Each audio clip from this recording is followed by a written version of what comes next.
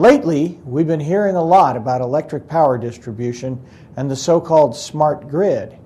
But a grid is designed to service customers, to provide them with clean, usable power at the point they need it, smart or not. But power isn't always clean. And so we asked Control and ControlGlobal.com's readers to tell us how they use power supplies and circuit protection devices to protect themselves.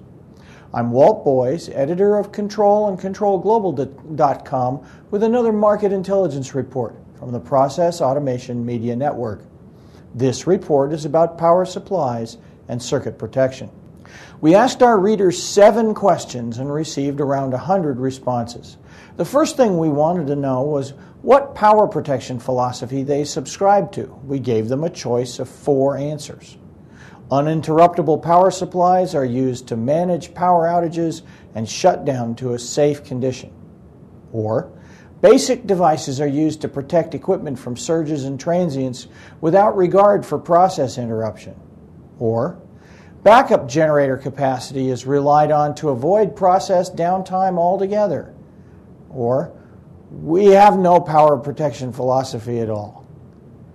Backup generators and UPSs were the response from about 67% of the respondents, but 27% said they used basic devices like fuses and circuit breakers. And 5% said they had no power protection philosophy at all. So, we asked more questions. Which of the following scenarios, we asked, best describes your company's approach to power conditioning? Don't typically use surge protection devices, or 3-zone with surge protection at the security utility entrance, the power distribution circuits, and the individual devices, or 2-zone with surge protection at the service entrance and at the individual devices, and surge protection only at the service entrance. 32% don't use surge protection, they said, while 16% said they use surge protection only at the service entrance. 25% used 2-zone protection, while just over 26% used 3-zone protection. So half of our readers used little or no surge protection or power conditioning. Since at least half of our respondents used some form of surge protection, we asked what rating of surge protection device, or SPD, or what rating of transient voltage surge suppressor, or TVSS, they use at the service and utility entrance. 26% said they use 10 to 50 kiloamperes, while another 26% said they use less than 10 kiloamperes. 19% said they go with 50 to 100 kiloamperes, and 18% they use 100 to 300 kiloamperes. 11% said they go higher, more than 300 kiloamperes. Now we asked what rating of SPD or TVSS they used to protect individual pieces of equipment. Well, almost 48% said they use less than 10 kiloamperes, while 27% said they use 10 to 50 kiloamperes. 12% go from 50 to 100, and another almost 10% go from 100 to 300 kiloamperes.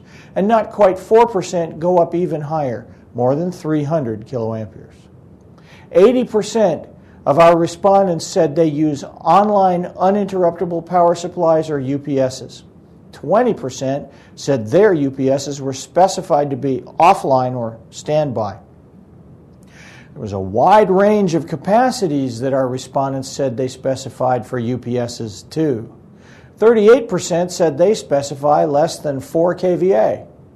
37% said they specify between 5 and 10 kVA. Almost 21% go even higher, 10 to 30 kVA, while only about 4% specify UPSs larger than 30 kVA. Finally, we asked them what kind of overload or short circuit protection they used typically. Over 68 of our readers said circuit breakers, but a little over 31% said that they still use discrete fuses for short circuit or overload protection in their plants. Well, there you have it. While the grid may be getting smarter, it may take a while for plant engineers and electricians to catch up. This is Walt Boyes for the Process Automation Media Network. Thanks for watching.